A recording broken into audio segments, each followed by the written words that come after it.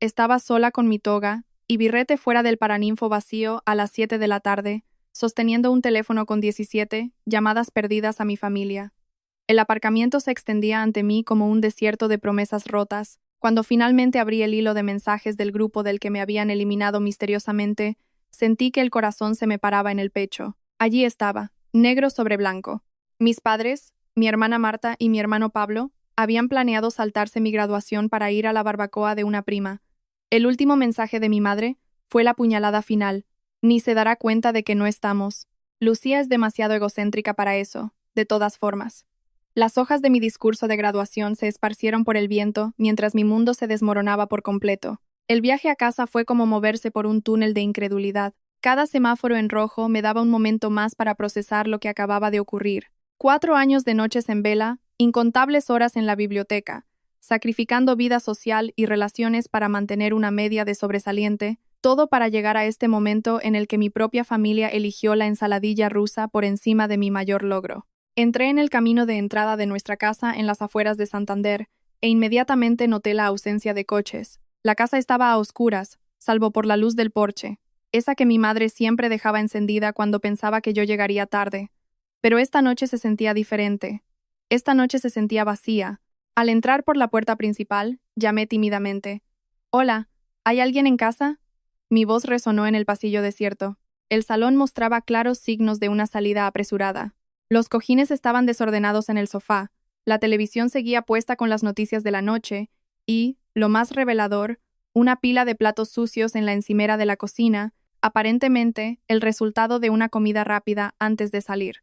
Entré en la cocina y vi los restos de los preparativos de la barbacoa. Los envases de aluminio que una vez contuvieron guarniciones compradas en la tienda, ahora estaban en la basura. Un trozo de papel con la letra mayúscula de mi madre estaba arrugado en la encimera. No olvidar el helado para los niños de Susana.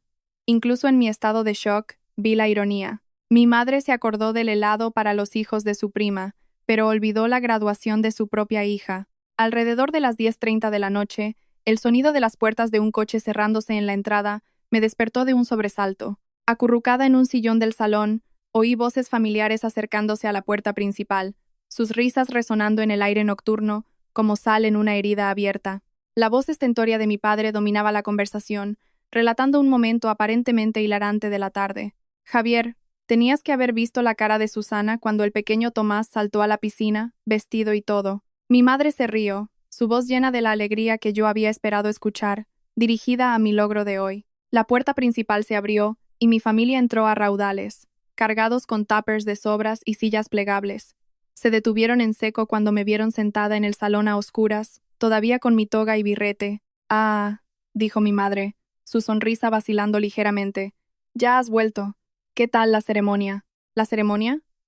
Mi graduación universitaria, reducida a la ceremonia, era mi graduación, mamá. La graduación de la universidad a la que prometisteis venir hace 6 meses cuando os dije la fecha.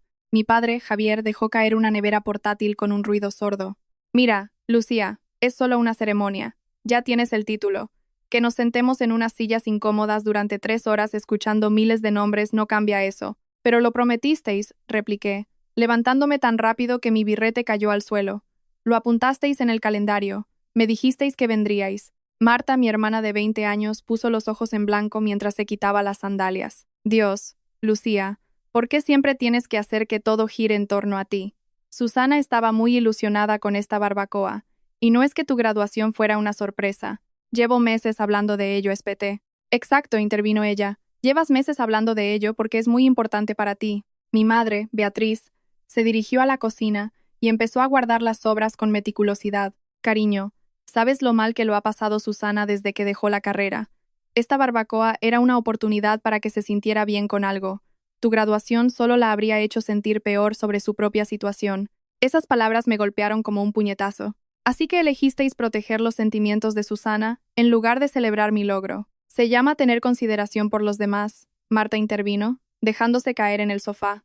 «Quizás deberías probarlo alguna vez». Pablo, mi hermano de 17 años, había permanecido en silencio durante todo este intercambio, con la mirada fija en su teléfono con una concentración tan intensa que parecía desesperado por volverse invisible. Su silencio me dolió tanto como las palabras de los demás. «He trabajado durante 4 años», dije, mi voz empezando a temblar. 4 años con una beca completa, matrícula de honor cada semestre, graduándome summa cum laude. ¿Y tú crees que sentarte en mi graduación es un inconveniente? Mi padre se aflojó la corbata y se acomodó en su sillón. Lucía, estás exagerando. Lo celebramos cuando entraste en la universidad. Lo celebramos la primera vez que sacaste matrícula de honor. ¿Cuántas celebraciones necesitas? Es la graduación de la universidad, papá. Solo ocurre una vez. Y la barbacoa de Susana también solo ocurre una vez, replicó mi madre. La planeó específicamente para hoy, porque era el puente de San Isidro, y todo el mundo podía venir. Tu graduación resultó caer en la misma fecha. Tuvimos que elegir. Miré fijamente a las 3 personas que se suponía que más me querían en el mundo. Y elegisteis a Susana. Elegimos la lealtad familiar por encima del ego individual, dijo Marta, sin levantar la vista de su teléfono. La conversación podría haber continuado, pero entonces noté algo que me heló la sangre. Asomando por debajo de una pila de correo en la encimera de la cocina, había la esquina de lo que parecía un sobre caro. Me acerqué y lo saqué, reconociendo al instante el remite en relieve de mis abuelos en Canarias. ¿Qué es esto?, pregunté, sosteniendo el sobre sin abrir, dirigido al señor y la señora Morales con la elegante caligrafía de mi abuela. La cara de mi madre palideció. Ah, eso. Llegó hace unos días. Rasgué el sobre y encontré un cheque de 200 euros a nombre de mis padres, junto con una nota escrita a mano de mi abuela, para los gastos de viaje para la graduación de Lucía. Estamos muy orgullosos de ella y sentimos no poder estar allí. Por favor, dadle nuestro amor, y decidle que estaremos pensando en ella en su gran día. Los abuelos os enviaron dinero para venir a mi graduación, susurré. Bueno, no se lo pedimos, gruñó mi padre, pero lo aceptasteis. La habitación quedó en silencio, roto solo por el tic-tac del reloj de la cocina. Tengo que llamarlos, dije, buscando mi teléfono. Son casi las 11 de la noche, protestó mi madre. Probablemente estén durmiendo. Se quedaron despiertos esperando noticias de la graduación. Probablemente piensen que estáis de camino a casa desde la ceremonia. El silencio que siguió fue el sonido más fuerte que jamás había oído. En ese momento, me di cuenta de que mi familia no solo me había abandonado, sino que había traicionado la confianza de mis abuelos y les había robado su dinero bajo falsos pretextos. Pero el peor descubrimiento aún estaba por llegar. A la mañana siguiente, me desperté sintiéndome vacía por dentro. Los acontecimientos del día anterior se repetían en mi mente, cada detalle más doloroso que el anterior. Encontré a mi madre en la cocina preparando café, como si nada hubiera pasado. Buenos días, cariño, dijo, con un tono tan casual que me dio un escalofrío. Hay café recién hecho si quieres. Me serví una taza y me senté en la mesa de la cocina donde había hecho los deberes durante incontables años. Mamá, he estado pensando en lo de ayer. Oh, cariño, no le des más vueltas. Ya pasó. Además, seguro que tu graduación fue preciosa. No lo sabrías, no estabas allí. Beatriz suspiró y se apoyó en la encimera. Lucía, he sido paciente con tu reacción dramática, pero esta rabieta tiene que terminar. Eres una graduada universitaria. Es hora de que empieces a actuar como una adulta en lugar de montar un numerito cada vez que las cosas no salen como quieres. ¿Montar un numerito? Dejé la taza con más fuerza de la necesaria. Que mi familia no se presente a mi graduación no es que las cosas no salgan como quiero. Es una traición fundamental de la confianza. Estás exagerando. Es una tarde, una ceremonia. Habrá muchos otros días importantes en tu vida. Antes de que pudiera responder, Marta entró en la cocina en pijama, con una expresión de profundo fastidio. ¿Todavía sigues con eso?, preguntó, abriendo la nevera. Pensé que ya lo habría superado. Superar que mi familia me abandone en uno de los días más importantes de mi vida. ¿Cuánto tiempo se supone que lleva eso? Marta cogió un yogur y se giró para mirarme. Mira, voy a ser honesta contigo porque nadie más lo será. No vinimos a tu graduación porque, francamente, todos estamos un poco cansados de que todo gire siempre en torno a Lucía. Lucía saca matrícula de honor. Lucía consigue una beca. Lucía esto, Lucía aquello. Tenemos nuestras propias vidas, ¿sabes? Miré a mi hermana con incredulidad. ¿Así que me estáis castigando por trabajar duro y tener éxito? No te estamos castigando. Simplemente elegimos hacer algo que fuera realmente divertido, en lugar de sentarnos en otro evento en el que te alaban por ser perfecta. Mi madre asintió con la cabeza. Marta tiene razón, cariño. Tiendes a dominar las conversaciones con tus logros. A veces, el resto de la familia se siente un poco eclipsado. El mundo pareció inclinarse sobre su eje. Mi propia familia me resentía por destacar, por esforzarme, por intentar labrarme un futuro. Durante años, había creído que mi éxito académico los enorgullecía, pero al parecer, solo había engendrado resentimiento. En los días que siguieron, las cosas solo empeoraron. Escuché a mi madre hablando por teléfono con nuestra vecina, la señora Pérez, contando una versión completamente diferente de los hechos. Oh, ya sabes cómo son los jóvenes, tan emocionales, decía Beatriz. Lucía está disgustada porque no pudimos quedarnos durante toda la ceremonia. Estuvimos allí para la parte importante, por supuesto, pero tuvimos que irnos pronto por una emergencia familiar. Ahora actúa como si nos hubiéramos perdido todo el evento. Siempre tiende a dramatizar cuando no se sale con la suya. La confronté en cuanto colgó. ¿Le has dicho a la señora Pérez que viniste a mi graduación? Dije que estuvimos allí para la parte importante. ¿Qué parte? No vinisteis a ninguna parte. La parte importante es que te graduaste. El hecho de que lo presenciáramos o no, no cambia esa realidad. Fue entonces cuando me di cuenta de que mi familia no solo no se arrepentía de haberse perdido mi graduación, sino que estaban reescribiendo activamente la historia para quedar ellos bien y hacerme parecer a mí inestable. El punto de inflexión llegó 3 días después, cuando decidí limpiar el dormitorio de mi infancia, pensando que concentrarme en una tarea productiva podría ayudarme a procesar mis emociones. Subí al desván a buscar cajas y encontré algo que me dejó helada. Escondida detrás de adornos de Navidad y muebles viejos, había una caja de cartón etiquetada como Lucía, cosas del colegio, con la letra de mi madre.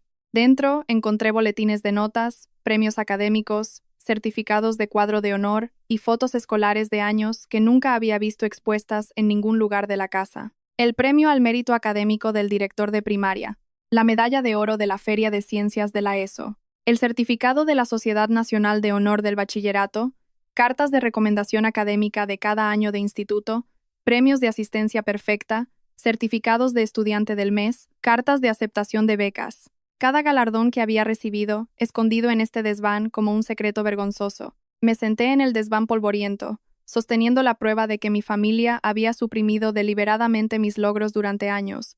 Mientras otras familias exhibían con orgullo los logros de sus hijos en neveras y paredes, la mía los había enterrado en cajas donde nadie los vería. Pero el descubrimiento más devastador estaba en el fondo de esa caja. Una carta del orientador de mi instituto, nominándome para una beca completa en Harvard. Una carta que nunca había visto. Una oportunidad de beca perdida porque el plazo de solicitud había pasado mientras esta carta languidecía, fuera de la vista, en una caja en el desván. Bajé la caja y encontré a mi madre doblando la ropa en el salón. ¿Qué es esto?, pregunté, dejando la caja en la mesa de centro. Beatriz echó un vistazo dentro y siguió doblando una toalla. Viejos papeles del colegio, los guardé para ti. ¿Guardarlos o esconderlos? ¿Por qué nunca estuvo nada de esto expuesto? ¿Por qué nunca vi esta carta de Harvard? Ah, esa vieja cosa. No pensé que te interesara Harvard. Demasiado lejos de casa, demasiado caro, demasiado pretencioso. Entraste en la Universidad de Cantabria con una buena beca. ¿Por qué complicar las cosas? Me impediste solicitar plaza en Harvard porque pensaste que era pretencioso. Te ayudé a evitar un error que te habría alejado de tu familia y te habría llenado la cabeza con ideas de que eres mejor que los demás. En ese momento, todo encajó. Mi familia no se había olvidado accidentalmente de mi graduación, ni había elegido impulsivamente una barbacoa. Esto era parte de un patrón de toda la vida de sabotear mi éxito y limitar mis oportunidades para mantenerme pequeña y manejable. Esa noche, escuché a mi madre hablar por teléfono, esta vez con mi tía Sofía. Estoy preocupada por Lucía, decía Beatriz. Desde que se graduó, ha estado actuando de forma extraña, irritable, acusadora, leyendo conspiraciones en situaciones inocentes. Creo que el estrés de todo ese trabajo académico puede haberle afectado. Está empezando a ver complots donde no los hay. Quizás un poco de distancia de la familia la ayude a ganar perspectiva y volver a la realidad. La ironía era asfixiante. Mi madre sugería que necesitaba distancia de la familia mientras, simultáneamente, me describía como mentalmente inestable por sentirme herida por su trato. Fui a mi habitación y abrí mi portátil. Si mi familia quería distancia, obtendrían más distancia de la que jamás podrían haber imaginado. Pasé las siguientes horas investigando el proceso legal para cambiar de nombre en España. Investigué los requisitos, las tasas, los plazos. Investigué ciudades de todo el país donde podría empezar de nuevo. Entonces, recordé algo que mi abuelo había mencionado en la cena de Navidad 2 años antes. Había creado un fondo fiduciario para mi educación que yo podría usar después de graduarme en la universidad. Mis padres sabían del fondo, pero no conocían los detalles, ya que mi abuelo lo había gestionado todo a través de su abogado en Canarias. A la mañana siguiente, llamé al abogado de mi abuelo y me enteré de que el fondo contenía suficiente dinero para mantenerme durante varios años mientras me establecía. Estaba completamente bajo mi control, sin necesidad de la intervención o aprobación de mis padres. Esa noche, tomé mi decisión. Si mi familia quería tratarme como una extraña, me convertiría en una. Cambiaría mi nombre, me mudaría lejos y construiría una vida donde mis logros fueran celebrados en lugar de escondidos, donde mi éxito fuera bienvenido en lugar de resentido. Les había dado innumerables oportunidades para disculparse, para reconocer el dolor que habían causado, para mostrar el más mínimo remordimiento por haberse perdido el día más importante de mi carrera académica. En cambio, se habían atrincherado en su comportamiento y habían empezado a cuestionar mi estabilidad mental por tener reacciones emocionales normales a su traición. Esa noche, mientras yacía en la cama escuchando a mi familia reírse de un programa de televisión abajo, me di cuenta de que no solo estaba de luto por una graduación perdida, sino por la familia que creía tener. Había creído que mis padres estaban orgullosos de mí. Había pensado que mis hermanos me apoyaban, las mismas personas por las que había pasado 22 años intentando complacer e impresionar, me habían mostrado sus verdaderos colores y el profundo desprecio que sentían por mí. Era hora de mostrarles de lo que era capaz sin ellos. 3 meses después, estaba de pie en un juzgado de Bilbao, convirtiéndome oficialmente en Elena Morales. El juez me sonrió cálidamente al firmar los papeles, tratando el momento con la dignidad y el significado que mi familia me había negado el día de mi graduación. Elegí Elena porque significa luz brillante en griego, y Morales por su sonoridad y distinción. Estaba empezando una nueva vida como una luz brillante junto al mar, a casi 1000 kilómetros de las personas que habían intentado apagar mi luz. Mi nuevo estudio tenía vistas a la ría de Bilbao desde el piso 15 de un moderno edificio en el Ensanche. El alquiler era más alto de lo que podría haber soñado pagar en Santander, pero el fondo fiduciario de mi abuelo me había dado una libertad financiera que nunca imaginé. Más importante aún, ahora ganaba mi propio dinero como coordinadora de marketing junior para una empresa de tecnología sostenible llamada Futuro Verde Innovación.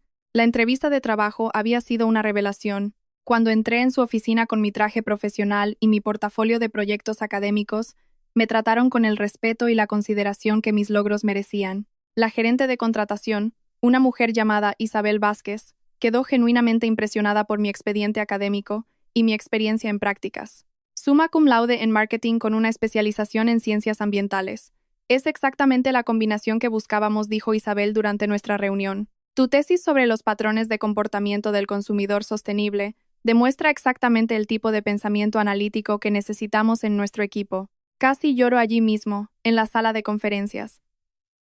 Que alguien se emocionara por mis logros en lugar de resentirlos, que viera mi éxito académico como una ventaja en lugar de una fuente de celos. Mi primer día de trabajo fue como entrar en un universo alternativo. Mis compañeros se presentaron amablemente, hicieron preguntas reflexivas sobre mi formación y parecieron genuinamente interesados en mis ideas durante las reuniones de equipo. Cuando ofrecí una sugerencia para mejorar su estrategia de captación de clientes, la gente tomó notas en lugar de poner los ojos en blanco. Elena, esa es una gran idea sobre cómo dirigirnos al grupo demográfico más joven a través de grupos de activismo ambiental, dijo mi supervisor, David Saenz, en nuestra primera reunión de equipo. Creo que deberíamos desarrollar eso. ¿Te importaría redactar una propuesta? Salí de esa reunión, sintiéndome más ligera de lo que me había sentido en años. En mi familia, cualquier sugerencia o idea que ofrecía era recibida con miradas de suficiencia, escrutinio o comentarios pasivo-agresivos sobre cómo estaba tratando de lucirme. Aquí, mi aportación era valorada y alentada. Mi edificio de apartamentos estaba lleno de jóvenes profesionales que se trataban con amabilidad y respeto. Me hice amiga de mi vecina de al lado, Carmen Ríos, una maestra de primaria que se había mudado a Bilbao desde Andalucía el año anterior. Carmen era del tipo que llamaba a mi puerta con galletas caseras y me preguntaba cómo me estaba adaptando. Sé lo difícil que es empezar de nuevo en una nueva ciudad, dijo en una de nuestras primeras conversaciones. Me sentí muy sola los primeros meses. Tener buenos vecinos marcó la diferencia. Carmen se convirtió en mi primera amiga genuina en años. Con mi familia, cada interacción estaba cargada de juicio, competencia o críticas. Carmen y yo podíamos hablar de todo, desde los desafíos laborales hasta nuestros libros favoritos y nuestros sueños para el futuro. Celebraba mis pequeñas victorias en el trabajo y me ofrecía un hombro en el que apoyarme en los días difíciles. Esto, me di cuenta, era cómo se sentían las relaciones saludables.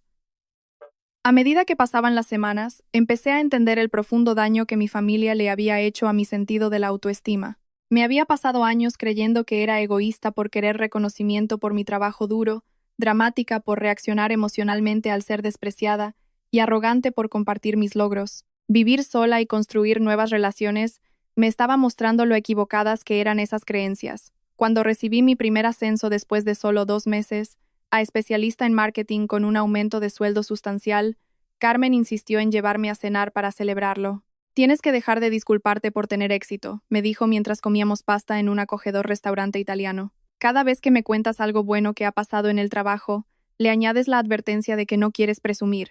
El éxito no es algo por lo que disculparse, es algo que celebrar. Sus palabras fueron una revelación.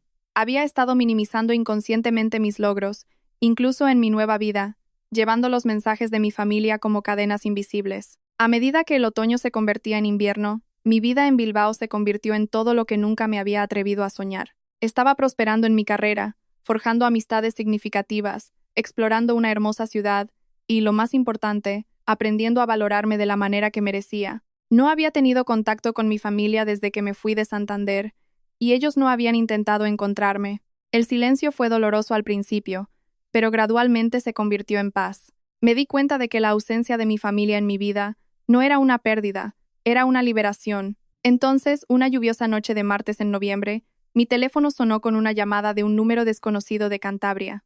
Estuve a punto de ignorarlo, pero algo me hizo contestar. ¿Lucía? Oh, Dios mío. Gracias a Dios que te he encontrado. Era la voz de Pablo, y sonaba a pánico. ¿Cómo has conseguido este número? Pregunté, con el corazón martillando. Contraté a alguien para que te encontrara a través de los registros de antiguos alumnos de la universidad. Mira, sé que probablemente estás enfadada, pero ha pasado algo muy malo. Han detenido a papá. Sentí un nudo en el estómago. ¿Detenido por qué? Malversación de fondos de su empresa de construcción. Mucho dinero. El FBI apareció en casa con una orden de registro. Se llevaron ordenadores, archivos, todo. Mamá está hecha un desastre. Marta está en pánico. Y los abogados dicen que podría enfrentarse a 10 años de cárcel. Me dejé caer en el sofá, tratando de procesar la información. ¿Cuánto tiempo ha estado pasando esto? No lo sabemos. Años, quizás. Aparentemente, la empresa ha estado usando materiales de calidad inferior en los proyectos de construcción, pero cobrando a los clientes por los caros. Papá se quedaba con la diferencia, pero uno de los edificios en los que trabajaron el año pasado tuvo un derrumbe parcial, y ahora hay una investigación federal. ¿Alguien resultó herido? Nadie de gravedad, pero podría haber pasado. Todo esto es una pesadilla. Mira, sé que tuvisteis esa pelea por la graduación, pero te necesitamos en casa. Necesitamos ayuda con los gastos legales y, sinceramente, mamá y Marta apenas pueden funcionar. Miré por la ventana de mi apartamento, hacia el horizonte de Bilbao, sintiendo una tormenta de emociones. Una parte de mí sentía una sombría satisfacción de que la deshonestidad de mi padre finalmente hubiera salido a la luz. Otra parte sentía una punzada de simpatía por Pablo, que siempre había estado atrapado en el medio, pero la mayor parte de mí sentía una oleada de ira porque solo se ponían en contacto cuando necesitaban algo de mí. Pablo, no voy a volver a casa, y ya no soy Lucía. Me cambié el nombre legalmente. Vivo en el País Vasco ahora, y tengo una nueva vida aquí. ¿Qué? ¿Te cambiaste el nombre? ¿Elena? ¿Por qué harías eso? Porque la gente que conocía a Lucía la trataba muy mal, y decidí que merecía algo mejor. Hubo un largo silencio. Mira, sé que mamá, papá y Marta se equivocaron con lo de la graduación. Debería haberte defendido, y siento no haberlo hecho. Pero esto es la familia, y se supone que la familia se ayuda mutuamente en tiempos de crisis. La familia también celebra los logros de los demás, y se presenta en los momentos importantes, repliqué. La familia no esconde tus premios en cajas en el desván, ni miente a los vecinos sobre por qué se perdieron tu graduación. ¿Encontraste la caja? Su pregunta confirmó lo que había sospechado. Pablo sabía que nuestros padres estaban suprimiendo mis logros. Sí, encontré la caja. Y también encontré la carta de Harvard que nunca me enseñaron. ¿Desde cuándo lo sabías? Silencio por un momento. Mamá siempre decía que ya recibía suficiente atención por tus notas y premios. Pensaba que si hacían un gran escándalo por cada pequeña cosa, te volverías arrogante y pensarías que eras mejor que los demás. Así que decidisteis sistemáticamente socavar mi autoestima. No fue así. Al menos yo no lo veía así entonces, pero ahora, con todo desmoronándose, estoy empezando a ver las cosas de otra manera. Apreciaba la honestidad de Pablo, pero no estaba dispuesta a perdonar años de complicidad en el abuso emocional de mi familia, solo porque estaba teniendo un momento de claridad en medio de una crisis. Siento lo de la situación de papá, y siento que estáis pasando por esto, pero no voy a volver a Cantabria y no voy a pagar los honorarios legales de un hombre que robó dinero y puso en peligro la vida de la gente con una construcción de mala calidad. Elena, por favor, sé que nos equivocamos, pero estamos desesperados. Ahora estáis desesperados. ¿Dónde estaba esa desesperación por mantener una relación conmigo cuando necesitaba vuestro apoyo en mi graduación? ¿Dónde estaba la solidaridad familiar entonces? Colgué el teléfono y lo apagué. No quería más llamadas, más intentos de hacerme sentir culpable. Había construido una buena vida en Bilbao, y no iba a dejar que la crisis de mi familia me arrastrara de nuevo a su disfunción. Pero la llamada de Pablo me había afectado más de lo que quería admitir. A pesar de todo lo que habían hecho, seguían siendo las personas que me habían criado. Saber de la criminalidad de mi padre y de la implosión financiera de mi familia había despertado emociones complejas que no sabía cómo procesar. Llamé a Carmen y le pregunté si le apetecía venir a tomar un té y hablar. Menos de 20 minutos después, estaba en mi puerta con una caja de té de manzanilla y un tupper de galletas caseras. Parece que has visto un fantasma, dijo, sentándose en mi sofá. ¿Qué ha pasado? Le conté todo sobre mi familia, la graduación, el cambio de nombre, la mudanza a Bilbao y la llamada de Pablo. Carmen escuchó sin juzgar, haciendo preguntas perspicaces y ofreciendo consuelo cuando lo necesitaba. La cuestión no es si tu familia está en crisis, dijo finalmente. La cuestión es si ayudarlos ahora sería saludable para ti, o si solo te arrastraría de nuevo a los mismos patrones que te hirieron en primer lugar. Esa noche, tomé una decisión que daría forma al próximo capítulo de mi vida. No volvería a Cantabria ni financiaría los problemas legales de mi padre, pero seguiría la situación desde lejos, y estaría preparada para actuar si las circunstancias cambiaban de una manera que requiriera mi intervención. Poco sabía que en solo 6 meses estaría en posición de tomar el control de todo el futuro de mi familia. A medida que el invierno daba paso a la primavera, mi vida en Bilbao continuaba floreciendo. Recibí otro ascenso, esta vez a especialista senior en marketing, y mi salario había aumentado significativamente. Mi trabajo en campañas de captación de consumidores sostenibles había llamado la atención del equipo ejecutivo de Futuro Verde, y me estaban considerando para un programa acelerado de desarrollo de liderazgo. Mientras tanto, seguía la situación de mi familia a través de los sitios de noticias locales de Cantabria y la vigilancia de las redes sociales. La información que descubrí era aún peor de lo que Pablo había revelado inicialmente en su desesperada llamada telefónica. Javier Morales, como se identificaba a mi padre en los documentos judiciales, había estado llevando a cabo un sofisticado esquema de malversación durante más de 5 años. Su empresa de construcción, Construcciones Morales, había estado facturando a los clientes por materiales de primera calidad mientras compraba sustitutos de calidad inferior, embolsándose la diferencia a través de una compleja red de empresas fantasma y facturas fraudulentas. El importe total robado superaba los 800.000 euros, pero el fraude financiero era solo una parte de la historia. El edificio que se derrumbó parcialmente era un complejo de viviendas de bajo coste. Aunque no hubo víctimas mortales, varios residentes ancianos fueron hospitalizados con heridas. Las demandas civiles se acumulaban, y la investigación federal se había ampliado para incluir cargos de imprudencia temeraria y conspiración. Los problemas de mi madre comenzaron cuando su supervisora en el Hospital Universitario Marqués de Valdecilla descubrió discrepancias en los registros de medicación de los pacientes. Beatriz había estado falsificando la documentación para encubrir casos en los que había administrado dosis incorrectas o se había olvidado por completo de administrar la medicación. Cuando se le presentaron las pruebas, se derrumbó y confesó que estaba luchando contra el alcoholismo, lo que había afectado su juicio durante meses. Fue despedida de inmediato y denunciada al Colegio de Enfermería. Su licencia fue suspendida a la espera de una revisión formal, y podría enfrentarse a cargos penales por poner en peligro a los pacientes. Entre la pérdida de su salario de 60.000 euros al año y los problemas legales de mi padre, la situación financiera de la familia se había vuelto catastrófica. Marta había abandonado la Universidad de Cantabria a mitad de su tercer año porque no podía pagar la matrícula después de que mis padres cortaran su apoyo financiero. Trabajaba en un restaurante de comida rápida por el salario mínimo mientras vivía en casa de mis padres, una casa que ahora estaba en proceso de embargo. Pablo había perdido sus becas deportivas debido a sus malas notas. Según las publicaciones en redes sociales que encontré, compaginaba 2 trabajos, reponiendo estanterías en un supermercado durante el día y fregando platos en un restaurante por la noche. Estaba tratando de ahorrar dinero para volver a la universidad, pero con la crisis financiera de la familia, la mayor parte de sus ingresos se destinaba a los gastos básicos de subsistencia. Lo que más me inquietó fue descubrir cómo mi familia hablaba de mí durante su crisis. A través de conocidos mutuos en las redes sociales, me enteré de que Beatriz había estado diciendo a familiares y vecinos que yo había abandonado a la familia en su momento de mayor necesidad y que era demasiado egoísta y egocéntrica para ayudar. Peor aún, descubrí que estaban usando mis logros académicos para solicitar dinero a su congregación y a nuestra familia extendida. Beatriz había inventado una historia sobre cómo su brillante hija, la graduada summa cum laude, había sufrido un grave accidente de coche y se enfrentaba a enormes facturas médicas. Dijeron que estaban recaudando dinero para mi recuperación mientras, simultáneamente, le decían a la gente que yo había cortado todo contacto. El descubrimiento de que estaban explotando mi reputación y, al mismo tiempo, destruyéndola con mentiras sobre mi carácter, me llenó de una ira fría. Habían pasado años minimizando mis logros, pero ahora los estaban monetizando a través del engaño.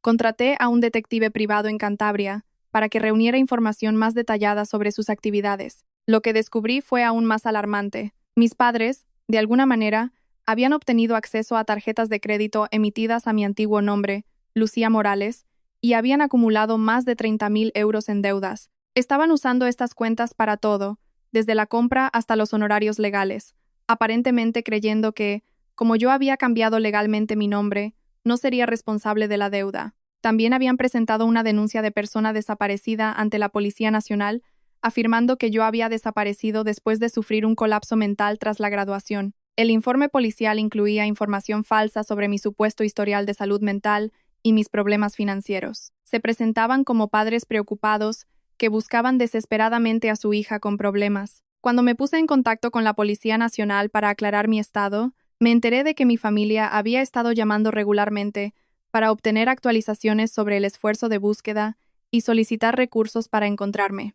Estaban pintando un cuadro de una joven con problemas psicológicos que podría ser un peligro para sí misma. Cuanto más aprendía, más me daba cuenta de que la manipulación y explotación de mi familia no habían terminado cuando me fui de Cantabria. Se habían intensificado en sus esfuerzos por controlarme y dañarme desde la distancia. Pero yo ya no era la joven vulnerable que se había quedado sola fuera de su graduación.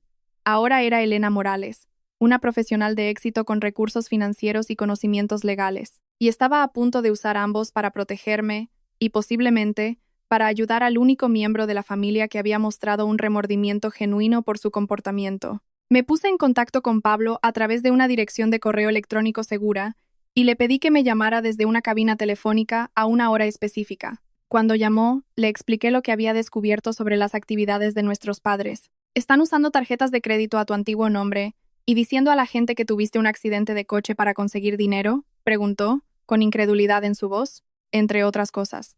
Pablo, han cometido robo de identidad, fraude, y han presentado un informe policial falso. Son delitos graves que podrían acarrear penas de cárcel adicionales a las que ya enfrenta papá. No tenía ni idea. Quiero decir, sabía que estaban desesperados por conseguir dinero, pero no sabía que estuvieran haciendo algo ilegal con tu identidad. Te creo, pero necesito saber. ¿Estás dispuesto a ayudarme a detenerlos? Hubo una larga pausa. ¿Qué quieres decir? Quiero decir que estoy en posición de emprender acciones legales que podrían destruir por completo la vida de nuestros padres o ayudarlos a evitar más cargos penales, pero necesito a alguien dentro que pueda proporcionar información y testimonio sobre lo que ha estado sucediendo. ¿Qué tipo de acciones legales? Podría hacer que los detuvieran por robo de identidad y fraude. Podría demandarlos por difamación y angustia emocional. Podría asegurarme de que la policía sepa que presentaron un informe falso de persona desaparecida. O podría ofrecerles un acuerdo en el que asuman la responsabilidad y paguen una restitución. ¿Les darías una opción? Te estoy dando una opción a ti, Pablo.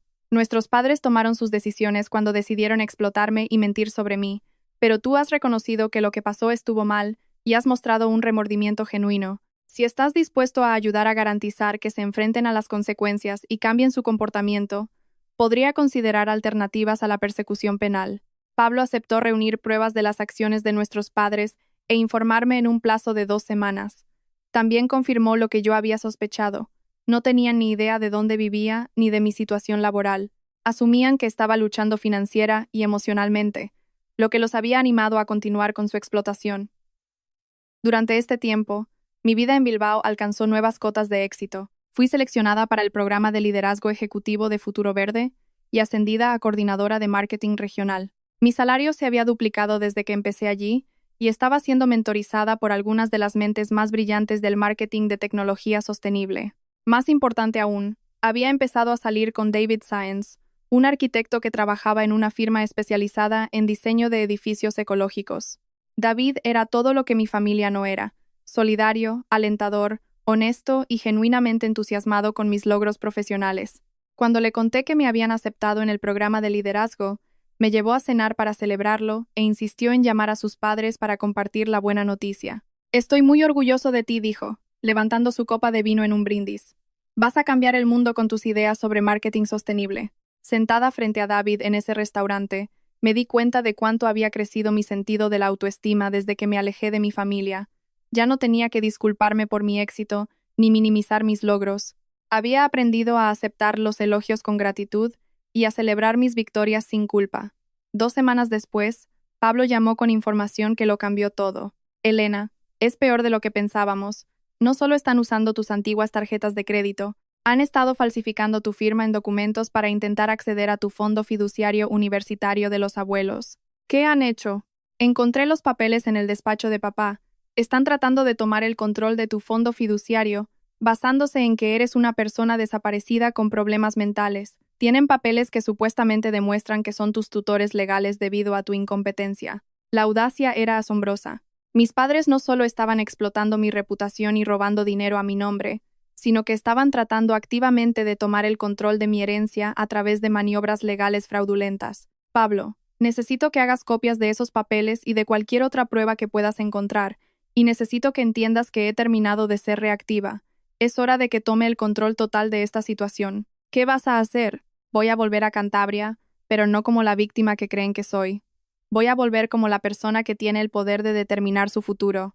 Lo que mi familia no sabía era que, durante los últimos 6 meses, había estado haciendo inversiones estratégicas con el dinero de mi fondo fiduciario. Había comprado acciones en varias empresas, incluido el mayor competidor de construcciones Morales. También había estado siguiendo el mercado inmobiliario en Cantabria, específicamente las propiedades embargadas. Su casa, la casa en la que crecí, estaba programada para subasta por embargo en 3 semanas, y yo estaba preparada para comprarla. Mi familia estaba a punto de descubrir que la hija que habían subestimado y abandonado estaba ahora en posición de controlar todo su mundo. A principios de junio, mi transformación estaba completa de maneras que habrían parecido imposibles 9 meses antes. Fui ascendida a directora de marketing para el noroeste de España, convirtiéndome en la persona más joven en la historia de la empresa en ocupar ese puesto. El ascenso vino con un aumento de sueldo que me situó en el 10% de los que más ganan en mi grupo de edad, junto con opciones sobre acciones y un paquete de beneficios completo. Mi éxito fue destacado en la revista Expansión, en su edición 30 menores de 30, con un artículo de página completa sobre mi enfoque innovador del marketing sostenible y mi rápido ascenso profesional. El artículo incluía una foto profesional mía con un traje a medida, de pie con confianza en la sala de juntas ejecutivas de Futuro Verde, con un aspecto irreconocible de la joven desconsolada que se había quedado sola fuera de su graduación. David y yo llevábamos saliendo 4 meses, y nuestra relación se había convertido en una asociación que nunca había imaginado posible. Él apoyaba mis ambiciones profesionales sin sentirse amenazado, celebraba mis éxitos sin resentimiento, y trataba mis logros como victorias compartidas en lugar de inconvenientes personales. «Me encanta verte presentar a los clientes», me dijo después de asistir a una de mis presentaciones de negocios. «Te iluminas cuando hablas de estrategia de marketing. Es como ver a un artista discutir su obra maestra». El sentimiento habría parecido empalagoso viniendo de mi familia, pero David era sincero. Se deleitaba genuinamente con mi pasión profesional e intelecto, en lugar de sentirse disminuido por ellos. Mi vida en Bilbao era todo lo que había soñado: un trabajo significativo, relaciones genuinas, independencia financiera y, lo más importante, un entorno en el que era valorada por quien era, en lugar de ser resentida por quien no era. Pero la situación de mi familia en Cantabria continuó deteriorándose de maneras que desafiaban la credibilidad. Pablo me mantenía al día, y el cuadro que pintaba era de completo desorden y desesperación creciente. El juicio de Javier estaba programado para septiembre, y la fiscalía pedía una sentencia de 15 años. Las demandas civiles de los residentes heridos habían resultado en sentencias que obligaban a mis padres a pagar más de 2 millones de euros en daños, dinero que obviamente no tenían. La licencia de enfermería de Beatriz había sido revocada permanentemente. y se enfrentaba a sus propios cargos penales por poner en peligro a los pacientes. Había empezado a beber mucho, lo que había resultado en múltiples incidentes de embriaguez pública y la suspensión de su permiso de conducir. Marta había sido despedida de su trabajo de comida rápida por ausencias frecuentes y mala actitud. Ahora estaba desempleada y pasaba sus días publicando diatribas furiosas en las redes sociales sobre cómo los problemas de la familia eran culpa mía por abandonarlos. Pero el desarrollo más inquietante fue lo que Pablo descubrió sobre su continua explotación de mi identidad y reputación. Elena, tienes que saber lo que están haciendo ahora, dijo Pablo en una de nuestras llamadas semanales. Mamá se ha puesto en contacto con cada fundación de becas, sociedad de honor y programa universitario en el que estuviste involucrada. Les está diciendo que estás desaparecida y con problemas mentales, y les está pidiendo apoyo financiero para la familia. ¿Qué está haciendo? Le dijo a la Asociación de Antiguos Alumnos de tu universidad que desapareciste después de la graduación y que temen que puedas hacerte daño. Les pidió que donaran a un fondo para apoyar a la familia durante este momento difícil. Ha estado haciendo llamadas similares a tu antiguo instituto, a la Sociedad Nacional de Honor, incluso a la biblioteca donde solías hacer voluntariado. El alcance de su manipulación era asombroso. Mis padres estaban contactando sistemáticamente a cada institución que había reconocido mis logros, inventando historias falsas sobre mi salud mental y mi lealtad familiar para generar simpatía y apoyo financiero. Y es peor, continuó Pablo. Descubrí que han contratado a un detective privado para que te encuentre, pero no te están buscando para reconciliarse. Quieren que te declaren mentalmente incompetente para poder tomar el control legal de tu fondo fiduciario. El fondo fiduciario no funciona así, Pablo. No pueden simplemente declararme incompetente para acceder a mi dinero. Lo sé, pero ellos no lo entienden. Papá se reunió con un abogado de poca monta que les dijo que podrían impugnar tu competencia mental si podían demostrar que estabas alejada de la familia y tomando decisiones irracionales. Tuve que admirar la ironía. Mi familia me acusaba de ser mentalmente incompetente por tomar la decisión racional de distanciarme de las personas que me maltrataban. Pero entonces Pablo reveló algo que cambió por completo mi perspectiva de la situación. Elena, hay algo más. Carmen Ríos contactó a mamá la semana pasada. Sentí un escalofrío. ¿Qué quieres decir con que Carmen contactó a mamá? Alguien que se hizo pasar por tu vecina en Bilbao llamó a casa. Dijo que estaba preocupada por ti y quería saber si había antecedentes de enfermedad mental o comportamiento errático en la familia que pudieran explicar algunas de las cosas que había observado. Eso es imposible. Carmen nunca haría eso. Eso pensé. Así que le pedí a mamá que me dejara escuchar el mensaje de voz. Elena, no era tu amiga. Alguien se hizo pasar por tu vecina para sacarle información. La verdad me golpeó como un puñetazo. Marta. Contrató a su propio detective privado. Eso creo. Y quien quiera que contrataran, ha averiguado dónde vives y probablemente dónde trabajas. Mamá dijo que la persona que se hizo pasar por Carmen conocía detalles sobre tu edificio de apartamentos y mencionó haberte visto con un hombre que podría ser tu novio. Mi sensación de seguridad y privacidad fue completamente violada. Mi familia no solo continuaba con su manipulación y fraude, sino que ahora se estaban infiltrando en mi nueva vida en Bilbao a través de detectives y suplantación de identidad. Inmediatamente llamé a Carmen para advertirle que podría ser contactada por personas que se hacían pasar por miembros de mi familia. En realidad, Elena, algo extraño pasó la semana pasada, dijo Carmen. Una mujer llamó diciendo que era tu hermana y me preguntó si estaba preocupada por tu salud mental. Le dije que no sabía de qué estaba hablando y colgué, pero fue muy raro. Carmen, necesito contarte algunas cosas sobre la situación de mi familia. Le conté todo a Carmen. La traición de la graduación, mi cambio de nombre, los problemas financieros y legales de mi familia y sus implacables esfuerzos por explotar mi identidad. Carmen escuchó con creciente horror e indignación. Elena, esto es acoso y acecho. Necesitas emprender acciones legales. Lo he considerado.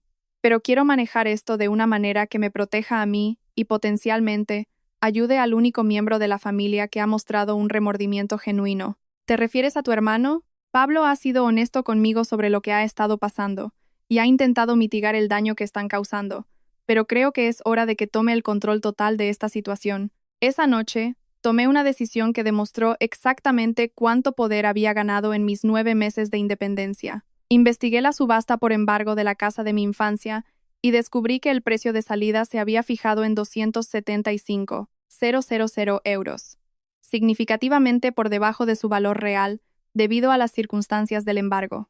También me enteré de que los activos restantes de la empresa de construcción de Javier, que incluían equipos y vehículos valorados en más de 100.000 euros, se estaban subastando por separado para pagar a los acreedores. Utilizando mis fondos de inversión y un préstamo comercial que mi excelente historial crediticio facilitó, hice arreglos para comprar tanto la casa como los activos de la empresa de construcción a través de una empresa fantasma que creé llamada Northwest Holdings LLC. Mi familia perdería su casa por embargo, pero se convertirían, sin saberlo, en inquilinos de la hija a la que habían repudiado. El negocio de Javier sería liquidado, pero todo su equipo y vehículos pasarían a ser propiedad de la joven a la que habían intentado destruir. Más importante aún, tendría el poder de dictar los términos de cualquier relación futura o de asegurarme de que se enfrentaran a todas las consecuencias legales de su fraude y acoso. También contraté a un abogado privado especializado en casos de robo de identidad y difamación para que documentara cada instancia de las actividades ilegales de mi familia. Las pruebas que Pablo había reunido, combinadas con mi propia investigación, crearon un caso sólido para múltiples cargos penales que podrían resultar en importantes penas de cárcel tanto para mi padre como para mi madre. Pero antes de emprender cualquier acción legal, decidí volver a Cantabria por primera vez desde que me fui. Quería enfrentarme a mi familia cara a cara, no como la víctima impotente que recordaban, sino como la mujer exitosa e independiente en la que me había convertido. Reservé un vuelo a Santander para la semana después de la subasta del embargo. Planeaba llegar a Cantabria como la nueva dueña de su antigua casa. Reservé una suite en un hotel de lujo en el centro de Santander y alquilé un coche de alta gama para la ocasión. David se ofreció a venir conmigo para darme apoyo moral, pero me negué. Esto era algo que necesitaba hacer sola. Solo prométeme que estarás a salvo, dijo mientras me llevaba al aeropuerto. Esas personas suenan volátiles, y me preocupa cómo reaccionarán cuando se den cuenta de que no eres la persona sumisa que recuerdan. No son volátiles, David. Son personas pequeñas y egoístas a las que se les ha permitido salirse con la suya durante demasiado tiempo. Es hora de que se enfrenten a las consecuencias. Mientras el avión despegaba del aeropuerto de Bilbao, miré hacia la ciudad donde había reconstruido mi vida y me había encontrado a mí misma. En menos de 48 horas, volvería al mundo que había intentado destruirme, pero esta vez yo tendría todo el poder. Mi familia estaba a punto de descubrir que la hija que habían subestimado estaba ahora en posición de dictar todo su futuro. La subasta por el embargo de la casa tuvo lugar una húmeda mañana de martes a finales de junio, en las escalinatas del juzgado de primera instancia de Santander. Me senté en mi coche de alquiler, un elegante BMW negro cuyo alquiler diario costaba más que los ingresos semanales actuales de mi familia, y observé cómo la casa de mi infancia se vendía al mejor postor. Northwest Holdings LLC, mi empresa fantasma, ganó la subasta con una oferta de 280.000 euros. La casa donde crecí, donde mis logros fueron relegados a cajas en el desván, donde mi familia planeó saltarse mi graduación durante el desayuno, ahora era mía. De pie en las escalinatas del juzgado después, sentí una compleja mezcla de satisfacción y tristeza. Era la casa donde había aprendido a leer, donde había hecho los deberes en la mesa de la cocina durante 12 años, donde había soñado con un futuro exitoso. Ahora era mía, no por herencia o regalo familiar, sino por mi propio poder financiero. Conduje por mi antiguo barrio, notando lo poco que había cambiado. Las mismas casas modestas, las aceras agrietadas, las mismas perspectivas limitadas de las que mi familia nunca había querido escapar. La señora Pérez todavía cuidaba de su jardín de al lado, probablemente sin saber que la joven que una vez conoció como Lucía era ahora la propietaria de la casa de sus vecinos. 3 días después, a las 10 de la mañana en punto, entré en el camino de entrada de mi antigua casa, vestida con un traje de negocios azul marino a medida y llevando un maletín de cuero. La casa parecía más pequeña de lo que recordaba, con la pintura desconchada y el césped descuidado, lo que indicaba meses de abandono. Llamé a la puerta principal de la casa que ahora me pertenecía y esperé. Marta abrió la puerta, y su expresión pasó de la confusión al shock y a un terror casi palpable al reconocerme. Dios mío, Lucía, en realidad, es Elena ahora, Elena Morales, y creo que tenemos que hablar. Marta se quedó helada en el umbral, asimilando mi apariencia profesional, el aura de éxito que irradiaba. No me parecía en nada a la joven rota que había huido de esta casa 9 meses antes. Mamá, papá, gritó Marta, con la voz llena de pánico. Tenéis que venir aquí ahora mismo. Beatriz apareció primero, con el pelo despeinado y la ropa arrugada, pareciendo mucho mayor de lo que la recordaba. Cuando me vio, su rostro perdió todo el color. Lucía, ¿cómo? ¿Dónde has estado? Ya te lo he dicho, soy Elena ahora. Y creo que sabes exactamente dónde he estado, ya que has estado investigándome y haciéndote pasar por mis amigos para obtener información sobre mi vida. Javier salió del salón, y su transformación física fue asombrosa. El hombre seguro y despreocupado que recordaba había sido reemplazado por alguien que parecía derrotado y desesperado. Su rostro estaba demacrado, su postura encorvada y sus ojos vacíos, como si el peso del mundo se hubiera derrumbado sobre él. ¿Qué haces aquí?, preguntó, su voz carente de su antigua autoridad. Estoy aquí para discutir el futuro. ¿Puedo entrar? Creo que tenemos mucho de qué hablar. Entré en el salón sin esperar una invitación. La casa olía a humedad y desesperación. Facturas y documentos legales estaban esparcidos por todas partes. Botellas de cerveza vacías indicaban que el alcoholismo de Beatriz había empeorado significativamente. Pablo salió de la cocina y, a diferencia de los demás, su rostro mostraba más alivio que miedo. Elena, gracias a Dios estás bien. Cuando dejaste de contestar mis llamadas, me preocupé de que algo hubiera pasado. Estoy perfectamente bien, Pablo. De hecho, me va de maravilla, pero ya llegaremos a eso. Me senté en el viejo sillón de mi padre, el mismo en el que se había sentado 9 meses antes mientras se burlaba de mi graduación. Disfruté de la ironía. Por favor, sentaos todos. Tenemos asuntos que tratar. Mi familia intercambió miradas inciertas, pero obedecieron, sentándose en el sofá como niños llamados al despacho del director. Abrí mi maletín y saqué una pila de papeles, colocándolos metódicamente sobre la mesa de centro. Empecemos con los hechos tal como los entiendo. Javier, te enfrentas a cargos federales por malversación, fraude e imprudencia temeraria que podrían resultar en una sentencia de 15 años. Beatriz, te han revocado la licencia de enfermería y te enfrentas a cargos penales por poner en peligro a los pacientes. También presentaste un informe policial falso, afirmando que yo era una persona desaparecida con problemas mentales. Me dirigí a Marta. Tú has estado usando tarjetas de crédito a mi antiguo nombre para acumular más de 30.000 euros en deudas. Has estado llamando a mi universidad, a mi instituto y a varias organizaciones con las que estuve involucrada, afirmando que estaba desaparecida y solicitando apoyo financiero. Y finalmente, me volví hacia todos ellos. Habéis estado intentando tomar el control legal de mi fondo fiduciario, haciendo afirmaciones fraudulentas sobre mi incompetencia mental. Habéis contratado a detectives privados para que me encuentren y me sigan sin mi consentimiento. Y habéis solicitado dinero a familiares y a la congregación de vuestra iglesia mintiendo sobre que resulté herida en un accidente de coche. La habitación estaba en un silencio absoluto, roto solo por el tic-tac del reloj de pared. Ahora continué. Dejadme que os cuente dónde he estado y qué he estado haciendo mientras cometíais delitos en mi nombre. Saqué el artículo de la revista Expansión sobre mi historia de éxito y lo puse sobre la mesa. Vivo en Bilbao, donde soy directora de marketing regional para una empresa de tecnología sostenible. He sido ascendida 3 veces en 9 meses. Mi salario anual es ahora de 120.000 euros. He aparecido en una importante revista de negocios como una de las estrellas emergentes de la región. Soy propietaria de un precioso apartamento con vistas a la ría, conduzco un coche de lujo y mantengo una relación con un hombre maravilloso que me trata con el respeto y el apoyo que merezco. Beatriz miró el artículo de la revista como si estuviera escrito en un idioma extranjero. Pero lo más importante, continué. Hace 3 días, Northwest Holdings LLC, una empresa de mi propiedad, compró esta casa en una subasta por embargo por 280.000 euros. El silencio que siguió fue ensordecedor. ¿Qué significa eso?, preguntó finalmente Javier. Significa que ahora soy vuestra casera. Esta casa es mía. Estáis ocupando ilegalmente mi propiedad. Marta emitió un sonido que fue mitad jadeo, mitad sollozo. También significa, continué, sacando más documentos de mi maletín, que he comprado todos los activos restantes de Construcciones Morales, incluidos vehículos, equipos y herramientas, por otros 100.000 euros.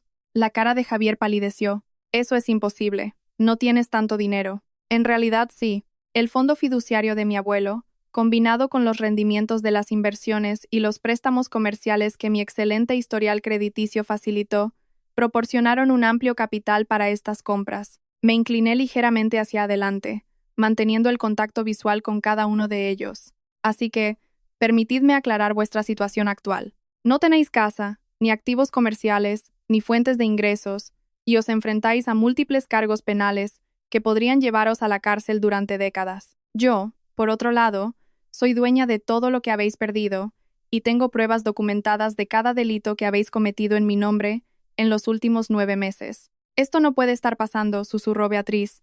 Eres nuestra hija, no puedes hacerle esto a tu propia familia. La misma familia que eligió una barbacoa en lugar de mi graduación universitaria. La misma familia que ocultó mis logros y saboteó mis oportunidades de becas. La misma familia que cometió fraude en mi nombre y difundió mentiras sobre mi salud mental. Pablo habló por primera vez desde que llegué. Elena, ¿qué quieres de nosotros? Esa es una excelente pregunta, Pablo. Y la respuesta depende de si estáis dispuestos a asumir la responsabilidad de vuestras acciones y a hacer cambios genuinos en vuestro comportamiento. Saqué un último documento, un acuerdo legal que había preparado con mi abogado.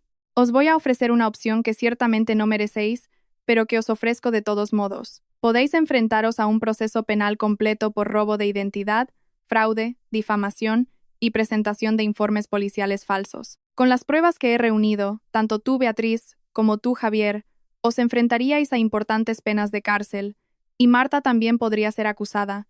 Hice una pausa para que lo asimilaran. O podéis aceptar mis términos para evitar el proceso penal. Estos términos no son negociables, y debéis aceptarlos todos, de inmediato. ¿Qué términos?, preguntó Pablo. Primero, cesaréis inmediatamente todas las actividades fraudulentas que involucren mi identidad o reputación. Contactaréis con cada organización a la que mentisteis y confesaréis vuestro engaño.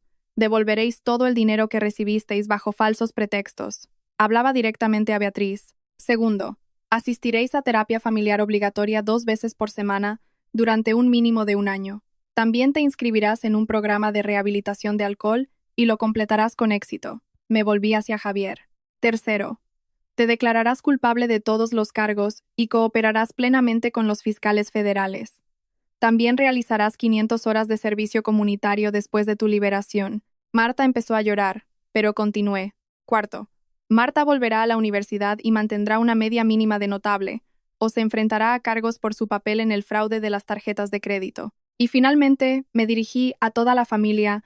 No tendréis contacto conmigo, mis amigos, mis colegas, ni nadie asociado con mi vida actual, sin mi permiso explícito por escrito. Nunca más usaréis mis logros, mi reputación o mi identidad para ningún propósito. ¿Y si estamos de acuerdo con todo esto?, preguntó Javier. Entonces podréis alquilar esta casa de mi propiedad a un precio de mercado justo, siempre que encontréis empleo y cumpláis los términos de un contrato de alquiler estándar. Y no presentaré cargos penales por el robo de identidad y el fraude, aunque no tengo control sobre el procesamiento de los cargos originales de malversación y puesta en peligro de pacientes. Me levanté y cerré mi maletín. Tenéis 24 horas para decidir. Pablo tiene mi información de contacto. Si aceptáis estos términos, firmaréis este acuerdo ante notario y comenzaréis a cumplirlos de inmediato. Si rechazáis estos términos, mi abogado presentará cargos penales antes de que acabe la semana.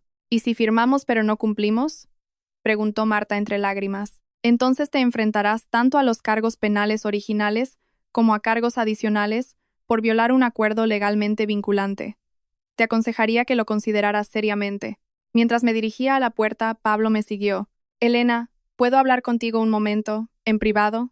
Salimos al porche y Pablo cerró la puerta detrás de nosotros. Sé que no tengo derecho a pedirte nada, dijo, pero quiero que sepas que creo que lo que mamá, papá y Marta te hicieron estuvo mal. No solo lo de la graduación, todo. La forma en que trataron tus logros, la forma en que hablaron de ti, las cosas fraudulentas que hicieron, todo. Te agradezco que lo digas, Pablo. Fui demasiado cobarde para enfrentarme a ellos cuando importaba, y lo siento, pero quiero hacerlo mejor ahora. Si aceptan tus términos, quiero ser parte de asegurarme de que realmente los cumplan. Estudié su rostro, buscando signos de manipulación o falsa sinceridad. En cambio, vi un remordimiento y una determinación genuinos. Pablo, mantén el contacto conmigo, independientemente de lo que decidan los demás. Eres el único que ha entendido realmente lo equivocada que era esta situación. Gracias. Y Elena, estoy realmente orgulloso de todo lo que has logrado. Leer ese artículo de revista sobre tu éxito me hizo darme cuenta de lo increíble que eres y de lo espectacularmente que te fallamos como familia. Mientras caminaba de vuelta a mi coche de alquiler, sentí una sensación de cierre que no esperaba. Durante 9 meses, había construido una nueva vida basada en mi propio valor y mis propias habilidades. Ahora había vuelto para enfrentarme a las personas que habían intentado negarme ese valor, y lo había hecho desde una posición de completo poder y control. Mi familia tendría que elegir entre la responsabilidad y la ruina. Pablo se convertiría en un aliado genuino o revelaría ser tan manipulador como el resto de ellos. pero independientemente de sus decisiones, les había demostrado a ellos y a mí misma que era más fuerte, más exitosa y más resistente de lo que jamás habían imaginado. Las próximas 24 horas determinarían si mi familia era capaz de un cambio real o si estaban demasiado rotos por sus propias decisiones como para salvarse. 22 horas después, Pablo llamó para informarme de que mi familia había aceptado unánimemente mis términos. A la mañana siguiente, volví a la casa con un notario, mi abogado y una pila de documentos legales que regirían nuestra futura relación. El cambio en el comportamiento de mi familia fue asombroso. La actitud desafiante y de derecho que había encontrado el día anterior había desaparecido, reemplazada por una sumisa aceptación de su nueva realidad. Firmaron cada documento sin discutir, entendiendo que estaban aceptando condiciones que alterarían fundamentalmente sus vidas. En los meses que siguieron, observé desde la distancia cómo mi familia comenzaba el difícil proceso de reconstruir sus vidas dentro de los límites que yo había establecido. Javier se declaró culpable de todos los cargos y recibió una sentencia de 7 años, reducida de los 15 originales debido a su cooperación con los fiscales. Beatriz entró en un programa de tratamiento de alcoholismo y comenzó una terapia que la obligó a enfrentarse a las dinámicas familiares tóxicas que había creado y perpetuado.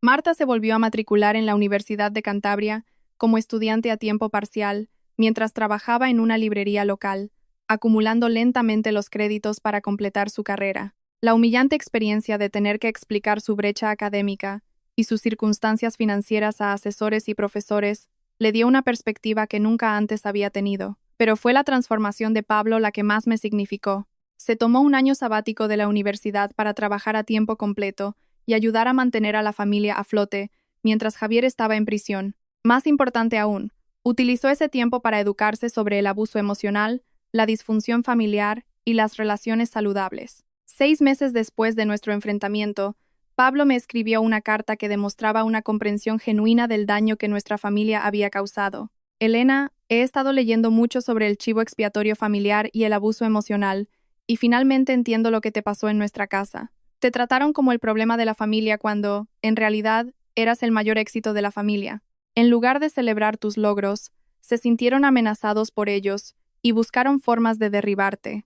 Fui cómplice de eso al permanecer en silencio cuando debería haberte defendido. Quiero que sepas que ahora entiendo por qué tuviste que irte y por qué cambiar tu nombre era una parte necesaria de tu recuperación. La carta significó más para mí que cualquier disculpa que mis padres pudieran haber ofrecido, porque demostraba que Pablo había hecho el trabajo interno para comprender verdaderamente la situación, no solo diciendo lo que pensaba que yo quería escuchar. Mientras tanto, mi vida en Bilbao continuó prosperando de maneras que superaron mis mayores expectativas. Fui ascendida a directora de marketing estratégico para toda la empresa, convirtiéndome en la ejecutiva más joven en la historia de Futuro Verde.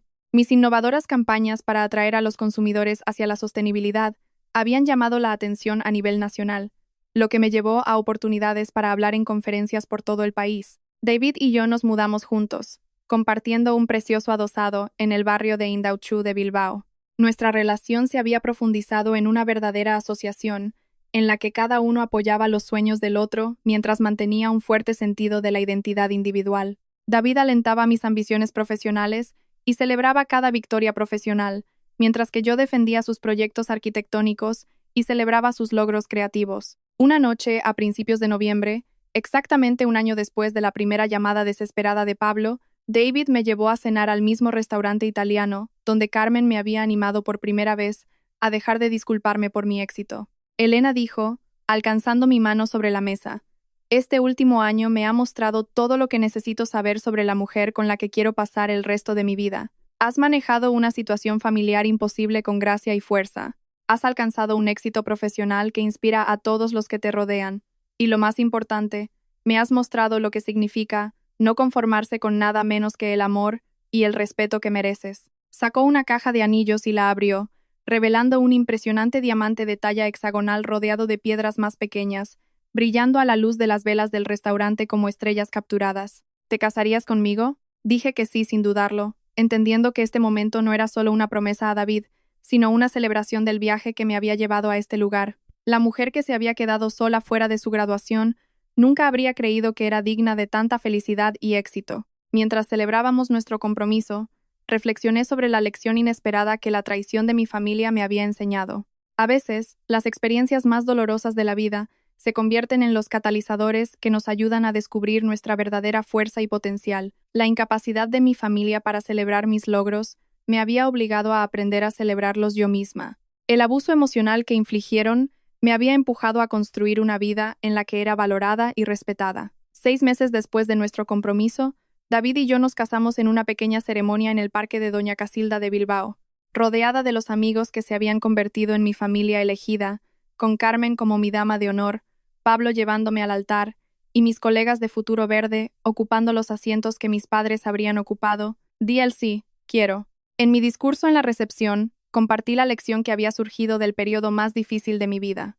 La verdadera familia no se define por la sangre o la obligación. La verdadera familia son las personas que celebran tus éxitos, apoyan tus sueños y te tratan con un amor y respeto genuinos. A veces, lo más valiente que puedes hacer es alejarte de las relaciones tóxicas, incluso las familiares, para hacer espacio a las saludables que mereces. 2 años después de volver a enfrentarme a mi familia en Cantabria, creé la Fundación Morales, una beca para jóvenes que provienen de hogares disfuncionales y necesitan apoyo financiero para construir vidas independientes. La fundación no solo proporcionaba dinero para la educación y los gastos de manutención, sino que también ofrecía servicios de asesoramiento y programas de mentoría para ayudar a los beneficiarios a desarrollar la confianza y las habilidades necesarias para prosperar por su cuenta. Pablo, que había vuelto a la universidad y se había graduado con honores en trabajo social, se convirtió en el coordinador del programa de la fundación. Su experiencia personal con la disfunción familiar y la recuperación lo hicieron excepcionalmente cualificado para apoyar a otros jóvenes que navegaban por desafíos similares. Elena, trabajar con estos becarios me ha demostrado cuántas familias funcionan de la misma manera que la nuestra, me dijo en una de nuestras reuniones trimestrales de la fundación. Los estudiantes a los que ayudamos tienen historias de ser resentidos por su ambición o de que sus logros sean minimizados por las personas que deberían haber sido sus mayores defensores. Tu organización les está dando permiso para valorarse a sí mismos de la manera que merecen. La iniciativa más exitosa de la organización fue la iniciativa de Nueva Identidad, que proporcionaba asistencia legal a jóvenes que querían cambiar legalmente sus nombres como parte del proceso de liberarse de sistemas familiares abusivos. En más de 5 años, ayudamos a más de 200 personas a comenzar nuevas vidas con nuevas identidades, tal como yo lo había hecho cuando me convertí en Elena Morales. Mientras escribo esto, han pasado 7 años desde el día de la traición de mi graduación. David y yo tenemos 2 hijos, una niña de 4 años llamada Esperanza y un niño de 2 años llamado Justo. Elegimos nombres que reflejaban los valores que queríamos inculcar en nuestros hijos. Crecerían en un hogar donde los logros se valoran, los sueños se alientan y la manipulación emocional no tiene cabida. Mi relación con Pablo sigue siendo fuerte y genuina. Nos visita en Bilbao 2 veces al año y mantenemos un contacto regular a través de videollamadas y mensajes. Se ha convertido en el hermano que siempre quise, alguien que apoya mi felicidad en lugar de resentir mi éxito. Beatriz completó el tratamiento de alcoholismo y ha estado sobria durante 4 años. Trabaja como auxiliar de atención domiciliaria, un trabajo mucho menos prestigioso que su anterior carrera de enfermería, pero que le permite ayudar a la gente de una manera que no pone en peligro a nadie. Intercambiamos tarjetas de felicitación en las fiestas, pero no tenemos otro contacto, un acuerdo que nos conviene a ambos. Marta se graduó de la universidad con un título en educación primaria y ahora trabaja como maestra en Torrelavega. Según Pablo, ha madurado significativamente y ocasionalmente expresa remordimiento por su comportamiento durante la crisis familiar. No tenemos una relación directa, pero no le guardo rencor. Javier salió de prisión hace 3 años y ahora trabaja para una empresa de construcción como obrero, no como supervisor. Pablo dice que la experiencia de perderlo todo lo ha humillado de una manera que sus años de éxito nunca lo hicieron. Cumplió sus requisitos de servicio comunitario, ayudando a construir viviendas para familias de bajos ingresos, un trabajo que le dio una nueva perspectiva sobre las consecuencias en el mundo real de sus antiguas prácticas de construcción fraudulentas. La casa donde crecí ahora la alquila una joven familia con 2 hijos en edad escolar. Ocasionalmente, cuando visito a Pablo, paso por delante y veo a los niños jugando en el jardín donde una vez me sentí tan sola y menospreciada. La nueva familia la ha convertido en el hogar cálido y amoroso que siempre debió ser. Mirando hacia atrás en mi viaje de Lucía a Elena, entiendo que la traición de mi familia fue, en última instancia, un regalo, aunque uno envuelto en dolor y entregado en el peor momento posible. Su incapacidad para celebrar mi graduación me obligó a crear una vida en la que mis logros fueran valorados y apoyados. Su abuso emocional me empujó a desarrollar la fuerza y la independencia necesarias para construir una felicidad auténtica. La mayor venganza contra aquellos que intentan disminuirte no es el castigo ni la retribución, sino simplemente vivir bien y negarse a aceptar los límites que intentan imponer a tu potencial. El éxito es más dulce cuando lo forjas por ti mismo. El amor es más profundo cuando aprendes a valorarte lo suficiente como para exigir respeto a los demás. A veces, alejarse de las personas tóxicas, incluso de la familia, no es abandono, es autoconservación. A veces, cambiar tu nombre no es huir, es correr hacia la persona que siempre debiste ser. Y a veces, la familia que realmente te ama es la que eliges, no aquella en la que naces. Mi familia olvidó deliberadamente mi graduación, así que cambié mi nombre y nunca miré atrás. Y esa decisión lo cambió todo, para mejor. Ahora soy Elena Morales, una ejecutiva de éxito, una esposa amada, una madre devota y, lo más importante, una mujer que conoce su propio valor y no se conforma con nada menos que el respeto y la celebración que merece.